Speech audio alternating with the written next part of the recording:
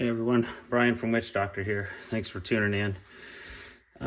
Earlier in an earlier video, I described a post that was put on a social media platform, AccurateShooter.com, where the original poster had said that there was some kind of military study done where they kept ammo for a long time, and when they checked the ammo over a certain amount of time, not specified in the post, that there were cracks on the neck of the brass.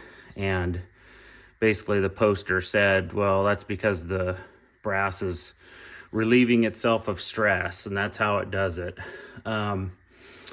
And so then they said, well, the practical implication is that, then they named a certain shooter, I forgot who, that this shooter waits until the very last minute to do brass prep, and then loads their bullets quickly, and then shoots the match shortly thereafter. So basically doesn't sort of prep the brass ahead of time because they're afraid that the stress relieving effect is going to change the dimensions of the brass in some way, or cause cracking or something like that. And so I thought, okay, well, let's go ahead and test this. There was no data presented in this post. This is typical of Accurate Shooter and other social media platforms where people just kind of put whatever on there, and there was no data to support this idea whatsoever. So what I did is I went ahead and just took 5 pieces of brass from my 30 BR, and I described all my methods in an earlier video, but I'll just sort of briefly go over it again. I just sort of randomly selected 5 out of roughly 95 to 100 pieces that I have that I shoot with in matches, and just started measuring 3 dimensions. So I measured the headspace, the neck diameter, outside diameter, and the 200 datum line to see are there any changes. So I basically sized each piece. So sized brass piece number 1, immediately measured it for those 3 dimensions. Sized brass number 2, immediately measured it, etc., all the way through 5. Wrote down all my measurements, and I took measurements like basically daily for, I don't know, almost a month or so on all 3 of those data points, all 3 of those measurements, and then finally took one today, which would be 2 months. So basically sized it, took a baseline reading, took several readings daily for a while, then I stopped daily, I went to weekly, and now it's been a couple weeks since I measured them. But anyway, after 2 months of basically sort of monitoring them, there's been no change in all 3 of these metrics among all 5 pieces of brass. So no change whatsoever. So basically this idea that you have to wait to size your brass until you're ready to load them because your brass will relieve itself of stress and dimensions will change, it might even crack, that's pretty much a myth. And so it turns out surprisingly, well, not surprisingly, anytime I publish a video, I always get people, sending me messages and whatnot. And someone sent me a message with the study, this military study. And it actually was because the ammunition was, so the military study did say, yes, they stored the ammo for a long period of time. They did observe the cracks in the neck, but they said it was because of the high ammonia environment that the ammo was stored in.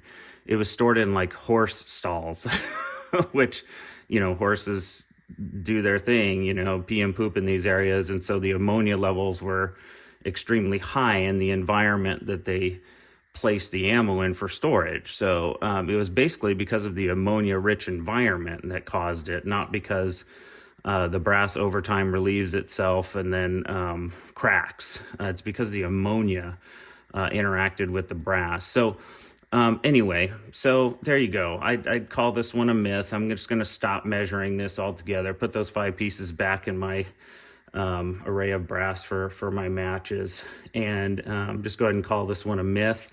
And then the other lesson to be learned is be careful what you read on these social media platforms. People can put whatever they want on there. So This is a classic example of someone who just either was not educated in the, what the study was or what the study said, or it could be that phenomenon. And this is what happens with anecdotes is, you whisper into somebody's ear something, that person whispers into somebody's ear something. Down the road, it becomes a completely convoluted or just completely invalid discussion at that point, that whatever information has passed hands is just gotten completely distorted. So this is a great example of sort of how anecdote can turn into misleading people into thinking things or changing their procedures. Like, oh shoot, I better wait until the night before a match to load. It's like, well, no, you don't have to. So anyway, just wanted to throw that out there. Two main points here. Watch out for what they say on these, sites. It's basically a myth that there's stress relieving and it's changing dimensions of the brass. It's not changing anything. Of course, unless you store it in an ammonia-rich environment like a horse stall, then it will.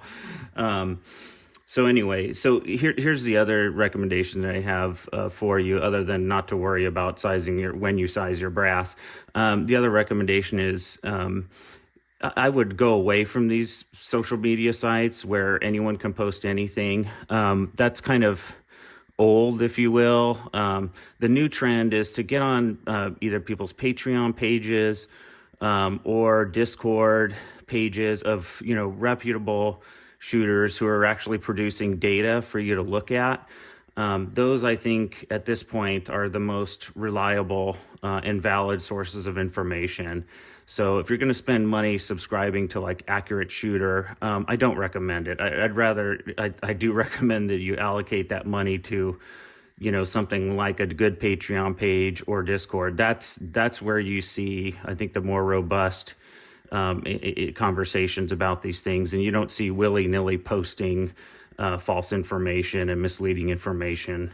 Or if it does, the owner of the Patreon page or the Discord page will address that effectively, unlike they do on, these other social media platforms like Accurate Shooter. So anyway, okay, well, there you go. Myth busted. Take care, everyone. We'll see you.